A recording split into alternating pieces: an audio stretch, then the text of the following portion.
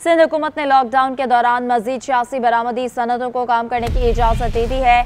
SOPs पर अमल दरामद की यकीन दहानी के बाद बरामदी सनती यूनिट्स को काम करने की इजाज़त होगी। सिंध हुकूमत ने लॉकडाउन के दौरान मजीद 86 बरामदी सनतों को काम करने की इजाज़त दे दी है।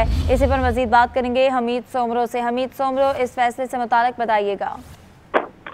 जी, सिंध में 151 सनती यूनिट्स को पहले ही इजाजत दे दी गई थी। अब मजीद महकमा दाखिला सिंध की तरफ से 86 बरामदी सनतों को काम करने की इजाजत दे दी गई है। इस इजाजतनामे में ये भी कहा गया है कि SOPs पर अमल दरामद की यकीन दहानी के बाद बरामदी सनती यूनिट्स को काम करने की इजाजत दी गई है।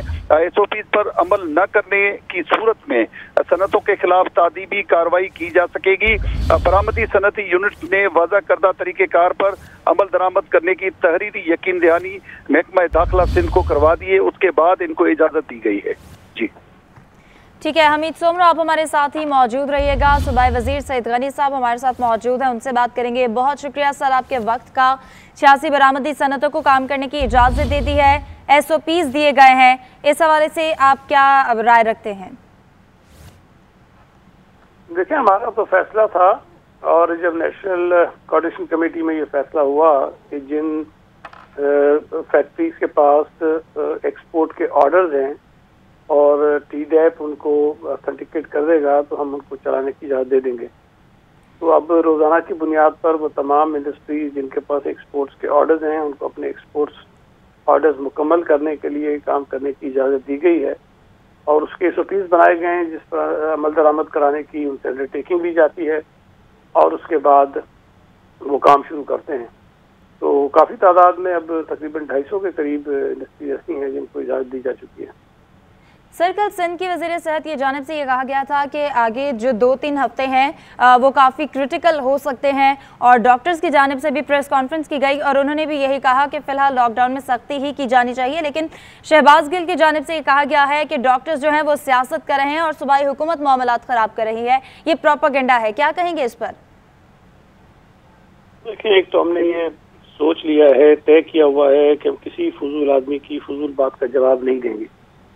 ये जो डॉक्टर्स हैं इनको जो जानता है वो तमाम डॉक्टर्स गैर सियासी लोग हैं और मारूफ पाकिस्तान के नाम हैं और हमेशा जो अपनी डॉक्टर्स के हवाले से मायराना राय होती है उसका इज़हार करते रहते हैं। इनका ताल्लुक किसी सियासी जमात से नहीं है बल्कि मुख्तलिफ नज़रियात रखने वाले लोग थे, मुख्तलिफ सोचों के हामिल डॉक्टर्स थे। उन्होंने जो बातें कही हैं उसमें उन्होंने कोई पीपल्स पार्टी की तारीफ नहीं की, उन्होंने कोई सिंध गवर्नमेंट की तारीफ नहीं की जो शायद हमारे मुखालिफों को बुरी लगी हो। उन्होंने पूरी कौम को वो सूरत हाल बताई है जिसका मुकाबला इस वक्त डॉक्टर्स और हमारी मेडिकल फ्रेटर्निटी कर रही है। अब एक ऐसी चीज जिसमें पूरी दुनिया पर एक मुसीबत तारी की हुई है और हर शख्स पर इस पे तो इत्तफाक के वज़ीर आज़म साहब ने भी कहा है कि मई में सूरत हाल ख़राब हो सकती है, तमाम डॉक्टर्स भी कह रहे हैं कि मई में सूरत हाल ख़राब हो सकती है। वही बात डॉक्टर्स ने कही है और ये चीज़ बताई है कि अगर सूरत हाल ख़राब होती है तो हमारे जो डॉक्टर्स हैं, जो पैरामेडिक्स हैं, उनकी जो कैपेसिटी है वो इतनी नहीं होगी कि वो पेशेंट्स को ट्रीट कर सकें।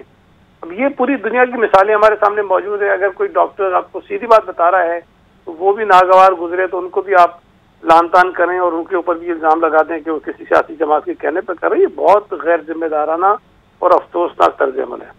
सर, कल हमने कराची में एक सूरत हाल देखी ताजिरों की जानिब से कि उन्होंने कल आज बल्कि दुकानें खोलने का कहा था और कल कुछ ताजिरों ने दुकानें खोलें भी एक टीज़र देने के तौर पर और उनकी गिरफ्तारियां भी अमल में आई हैं और उनका ये मौक़िफ़ है कि जो सूबाई हुकूमत है या वफाकी हुकूमत हमसे ताउन नहीं कर रही है।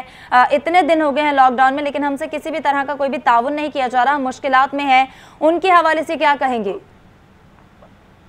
मुश्किलात में तो इस वक्त पूरी दुनिया है।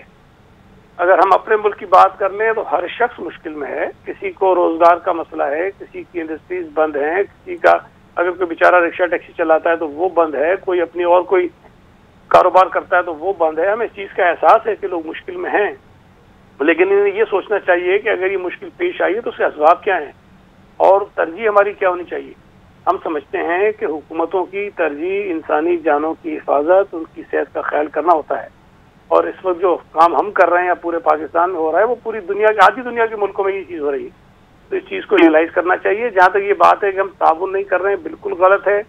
जब इनकी मुलाकात पहले मुझसे मुलाकात हुई, फिर सीएम साहब से मुलाकात हुई, उसके बाद सीएम साहब ने कमेटी बनाई, उससे मुलाकात हुई। ये तमाम एक एक दिन के फर्क से हुई है। एक दिन वो मुझसे मिले, अगले दिन सीएम साहब से सुबह मिले, फिर शाम में दोबारा हम कमेटी के साथ उनके साथ बैठ के मिले, अगले दिन हमने कमेटी ने बैठ के जो प्रपोजल्स बनाने थे वो बनाए। इससे ज्यादा जल्दी इन हालात में तो हुकूमत कोई नहीं दिखा सकती है। मैं ये समझता हूँ कि अगर किसी को ये था कि वो कमेटी के साथ मीटिंग करेंगे और फौरन दुकानें खुल जाएंगी तो ये गलत सोच थी।